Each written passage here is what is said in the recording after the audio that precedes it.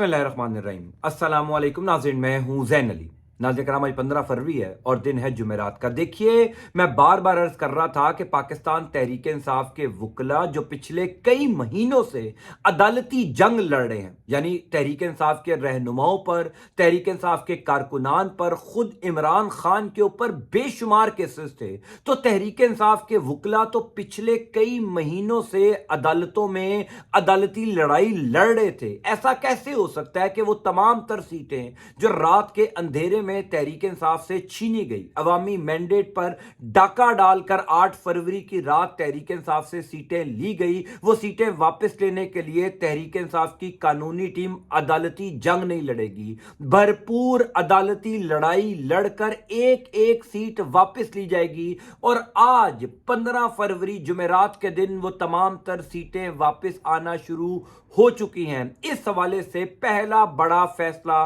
पाकिस्तान तहरीक इंसाफ के हक में इस्लामाबाद हाई कोर्ट से आ गया है, यानी 8 फरवरी वाले दिन रात को जो सीटें छीनी गई, उस हवाले से पहला बड़ा हुक्म अदालत से तहरीक इंसाफ को मिल गया है। वो तमाम तर छीनी गई सीटें अब वापस आना शुरू हो चुकी हैं। इस हवाले से मैं आपको तफसीलात से आगाह कर देता हूं। दूसरी अहम खबर यह है कि सीटें वापस आने का सिलसिला शुरू होते ही इमरान खान की जानिब से अब से कुछ देर पहले एक बहुत बड़ा ऐलान कर दिया गया। मैं गुज़िश्ता तकरीबन 6 दिन से मुसलसल ये बात कर रहा था कि कोई ये ना समझे कि पाकिस्तान तहरीक इंसाफ या इमरान खान गेम से बाहर हुई है। सूरत हाल वो नहीं है जो नजर आ रही थी, इसीलिए अब से कुछ देर पहले इमरान खान की जानिब से एक बहुत बड़ा ऐलान करके पूरी सूरत हाल दोबारा तब्दील कर दी गई है। इस हवाले से भी मैं आपको अपडेट कर देता हूं। गुजारिश है कि इस चैनल को सब्सक्राइब कर लीजिएगा। देखिए, पहली बात तो यह है कि पाकिस्तान तहरीक इंसाफ जो पिछले 6 दिन में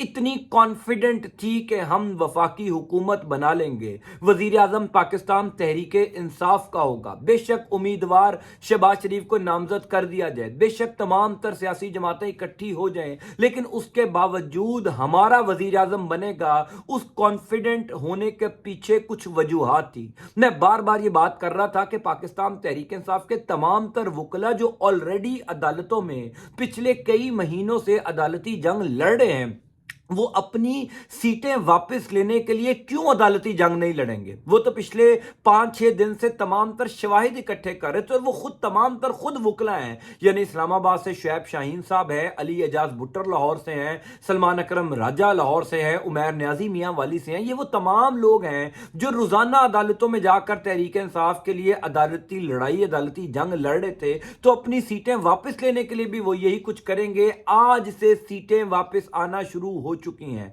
NA 128 लाहौर का हल्का, जहां से ओन चौधरी और सलमान अकरम राजा का मुकाबला था, जिस दिन ये नताइज आए थे उसी दिन तमाम लोग हैरान थे कि ओन चौधरी कैसे सलमान अकरम राजा को हरा सकते हैं। और 1,72,000 वोट, यानी वो हल्का जहां पर ओन चौधरी को 15 लोग नहीं जानते होंगे, वहां पर 1,72,000 वोट ओन चौधरी को मिल गए। ये नामुमकिन था। पहली जो इब्तदाई नताइज आए थे, उन नताइज के मुताबिक भी सलमान अकरम राजा तकरीबन 50,000 की लीड से आगे थे। फॉर्म 45 के मुताबिक सलमान अकरम राजा तकरीबन 50-55,000 की लीड से जीत चुके थे, लेकिन फॉर्म 47 के मुताबिक सलमान अकरम राजा को 45,000 की लीड से हरा दिया गया। ये एक ऐसा मामला था जो हर सूरत में तहरीक इंसाफ के हक में जाना था, और ये इब्तदा थी। सब लोग ये बात कर रहे थे कि अगर सलमान अकरम राजा अपनी सीट वापस ले लेते हैं, अगर NA 128 का फैसला तहरीक इंसाफ के हक में चला जाता है, तो जनाबे वाला फिर तमाम तर वो हल्के जहां पर तहरीक इंसाफ ने पिटीशंस दायर कर दी हैं, अब तक की इतलात के मुताबिक तकरीबन 100 हल्कों की पिटीशंस दायर हो चुकी हैं इलेक्शन कमीशन ऑफ पाकिस्तान में, और अब सीटें वापस आना शुरू हो चुकी हैं। ये मामला पहले लाहौर हाई कोर्ट में गया था। जस्टिस बाकिर अली नजफी की अदालत में सलमान अकरम राजा ने एक दरखास्त दायर की थी कि या तो दोबारा गिनती करवाई जाए इस हल्के के अंदर उम्मीदवारान की मौजूदगी में, या फॉर्म 45 के मुताबिक फॉर्म 47 का फैसला करवाया जाए, क्योंकि इब्तदाई तौर पर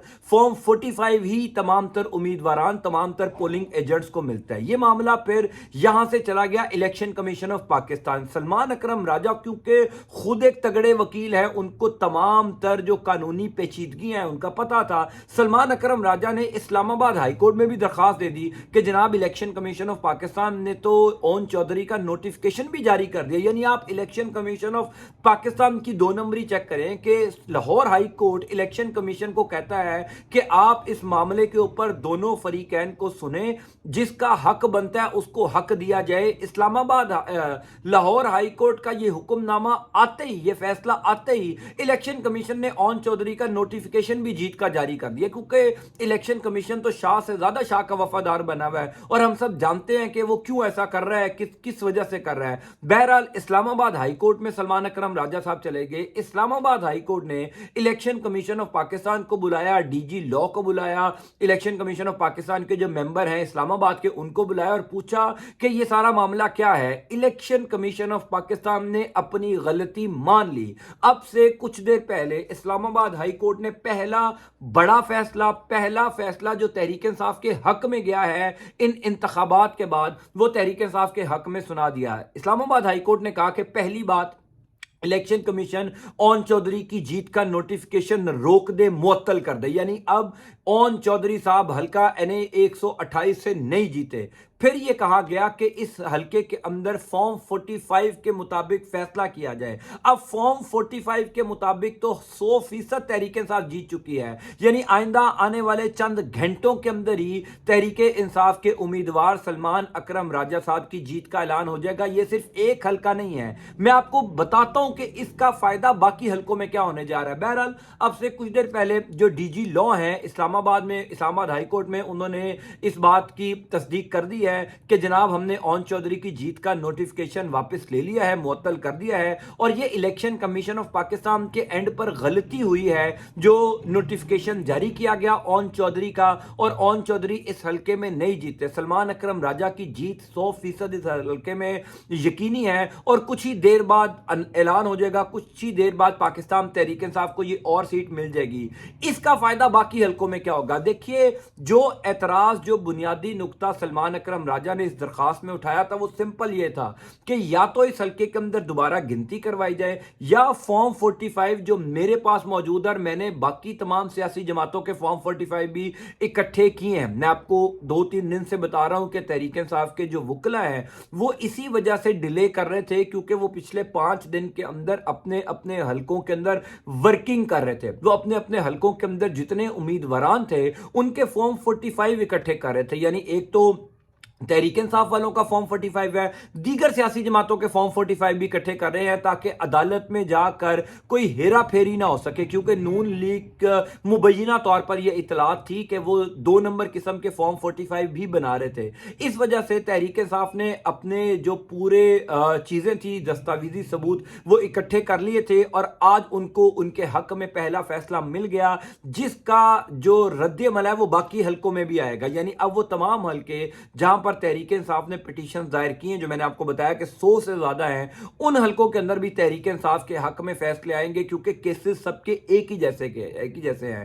یہ ابتدا تھی, یہ پہلا سٹیپ تھا. اب تمام سیٹیں جو ہیں وہ واپس آنا شروع ہو جائیں گی. سو پاکستان تحریک انصاف کو ایک اور سیٹ مل گئی. پاکستان تحریک انصاف کے لیے چیزیں آسان ہو گئی ہیں. دوسری امپورٹنٹ خبر یہ ہے کہ اب سے کچھ دیر پہلے اسد قیصر اور پاکستان تحریک انصاف کی جو کور کمیٹی کے لوگ ہیں ان کی عمران خان سے ملاقات ہوئی ہے. پہلی بات تو یہ ہے کہ عمران خان نے عمر ایوب کو پاکستان تحریک انصاف کے وزیر اعظم کا امیدوار نامزد کر دیا ہے. زبردست چوائس ہے. یعنی عمر ایوب جو اس ٹائم جنرل سیکرٹری بھی ہیں پاکستان تحریک انصاف کے, پچھلے 9-10 مہینوں کے اندر جتنی سختیاں عمر ایوب نے برداشت کی, یعنی ان کے بھائی کا انتقال ہوا, ان کو اس میں شرکت نہیں کرنے دی گئی, ان کو گرفتاری کا ڈر تھا, ان کو جب 9 مئی سے پہلے جب پاکستان تحریک انصاف نے ایک احتجاج کیا تھا غالباً 2022 میں, اس احتجاج میں عمر ایوب کو ڈنڈے مارے گئے تھے, عمر ایوب کو زخمی کیا گیا تھا. پچھلے 1.5-2 سال سے زبردست طریقے سے عمران خان کے ساتھ بالکل چٹان کی طرح عمر ایوب کھڑے ہیں, اور ڈیزرو کرتے ہیں وہ پرائم منسٹر کی یہ سیٹ, ڈیزرو کرتے ہیں وزیر اعظم کا امیدوار ہونا. اب سے کچھ دیر پہلے اسد کیسر صاحب نے یہ اعلان کیا ہے کہ پاکستان تحریک انصاف کا امیدوار عمر ایوب ہوگا، لیکن اس سے بڑا اعلان یہ ہے کہ آج شام کو ملک بھر میں پاکستان تحریک انصاف احتجاج کا اعلان کرنے جا رہی ہے، یعنی وہ تمام تر حلقے جہاں پر سیٹیں چھینی گئی وہاں پر پرامن احتجاج ہوگا، آر اوز کے آفیسز کے باہر، یعنی ریٹرننگ افسران کے دفاتر کے باہر آج شام کو اعلان کیا جائے گا۔ تاریخ کا عین ممکن ہے کل پرسوں یا اگلے ایک دو دن کے اندر تحریک انصاف سڑکوں پر آئے گی، لیکن انٹرسٹنگلی ان تمام سیاسی جماعتوں کے ساتھ بھی بات چیت کی جائے گی جو سیاسی جماعتیں ان انتخابی نتائج کے اوپر سوالات اٹھا رہی ہیں۔ مثال کے طور پر مولانا فضل الرحمان نے کل ایک پریس کانفرنس کی تھی، ان کو بھی ساتھ ملایا جائے گا، اور بھی جتنی سیاسی جماعتیں ہیں، جماعت اسلامی بھی احتجاج کر رہی ہے، ان کو بھی ساتھ ملایا جائے گا۔ تو پاکستان تحریک انصاف اب بڑا زبردست پلے کر رہی ہے۔ ایک طرف تو پاکستان تحریک انصاف نے اپنا امیدوار دے دیا وزیر اعظم کے لیے، دوسری طرف تحریک انصاف وہ تمام تر سیٹیں واپس لینے کے لیے بھی اب سڑکوں پر آنے جا رہی ہے، یعنی پریشر بلڈ کرنے جا رہی ہے۔ میں تو آپ کو گزشتہ 3-4 دن سے بات کر رہا ہوں کہ یہ مت سوچئے کہ شہباز شریف وزیر اعظم بننے جا رہے ہیں۔ اگر وزیر اعظم بن رہے ہیں تو یہ حکومت چلا رہے ہیں۔ اتنی کمزور حکومت شاید پاکستان کی تاریخ میں کبھی نہیں بنی ہوگی، یہ ناممکن ہے کہ یہ حکومت چل سکے۔ پاکستان تحریک انصاف سمیت وہ تمام سیاسی جماعتیں جن کو انتخابی نتائج پر اعتراضات ہیں وہ اب سڑکوں پر آنے جا رہے ہیں، سو لہٰذا شہباز شریف کی حکومت بننے سے پہلے ہی ختم ہو رہی ہے، شہباز شریف کے لیے آنے سے پہلے ہی مسائل کھڑے ہو گئے ہیں، سو آئندہ آنے والے چند گھنٹوں کے اندر اس حوالے سے بہت سی ڈیولپمنٹ ہوگی۔ تیسری امپورٹنٹ خبر یہ بھی ہے کہ پاکستان تحریک انصاف نے پیپلز پارٹی کے ساتھ بیک ڈور کوئی نہ کوئی مذاکرات یا رابطے شروع کرنے کا فیصلہ کیا ہے۔ یہ بھی ایک بڑی پولیٹیکل اچھی موو ہے، کیونکہ میری اطلاع کے مطابق جو میں گزشتہ کئی دنوں سے اپنے ویلاگز میں بتا بھی رہا تھا آپ کو کہ پاکستان پیپلز پارٹی کئی دنوں سے تحریک انصاف کے ساتھ رابطے کر رہی تھی کہ کسی طریقے سے تحریک انصاف کے ساتھ کوئی ایسا الائنس بنایا جائے جس سے وقتی طور پر ساتھ چلا جا سکے۔ آئی ایم شیور آپ لوگوں کو اس بات سے پاکستان تحریک انصاف کے اس فیصلے سے اختلاف ہوگا، لیکن یہ اس ٹائم پولیٹیکل بڑی زبردست موو ہے۔ اس کی وجہ آپ سب جانتے ہیں کہ 9 مئی کے بعد جو ایک crack down crisis Pakistan Tehreek Insaf کے اوپر شروع ہوا، خاص طور پر اس ٹائم تحریک انصاف کے بے شمار کارکنان جیلوں میں ہیں۔ یہ مت بھولیے گا کہ بے شک پاکستان تحریک انصاف کو عوامی مینڈیٹ مل چکا ہے، لیکن تحریک انصاف جب تک حکومت میں نہیں آ جاتی، جب تک تحریک انصاف کے پاس پاور نہیں آ جاتی، یہ تمام لوگ جو بیچارے پچھلے 9-10 مہینوں سے جیلوں میں ہیں، سختیاں کاٹ رہے ہیں، ان کو بھی تو باہر نکالنے کے لیے کوئی روڈ میپ ہونا چاہیے نا۔ یعنی یاسمین راشد صاحبہ ہیں، میاں محمود الرشید ہیں، اعجاز چودھری ہیں، عمر سرفراز چیمہ ہیں، عالیہ حمزہ ہیں، بے شمار لوگ ہیں، صنم جاوید، طیبہ راجہ، پھر یہ تو پرومیننٹ لوگ ہیں، کارکنان سینکڑوں کی تعداد میں اس ٹائم بھی کارکنان جیلوں میں ہیں، تو ان کو باہر نکالنے کے لیے کوئی نہ کوئی پاور پاس ہونا چاہیے۔ بے شک خیبر پختونخوا کے اندر حکومت آ رہی ہے، وفاق میں اگر حکومت بن جاتی ہے تحریک انصاف کی، تو ان تمام وہ کارکنان جو بیچارے پچھلے 9-10 مہینوں سے جیل میں سختیاں برداشت کر رہے ہیں ان کے لیے بھی اچھا ہوگا۔ اسی لیے تحریک انصاف کی اس موو کو میں اپریشیٹ کر رہا ہوں۔ بہرحال چیزیں لمحہ بلمحہ تبدیل ہو رہی ہیں، میں پھر آپ کو کہوں گا کہ صورتحال ویسی نہیں ہے جیسی نظر آ رہی ہے۔ تحریک انصاف کے ہاتھ میں مکمل گیم کا کنٹرول ہے۔ آئندہ آنے والے 1-2 دن کے اندر آپ کو اور چیزیں بھی کلیئر ہوتی ہوئی نظر آئیں گی، میں آپ کو انشاءاللہ اپڈیٹ کرتا جاؤں گا۔ اللہ تعالیٰ آپ کا، آپ کے اہل خانہ کا حامی و ناصر ہو۔ اللہ حافظ۔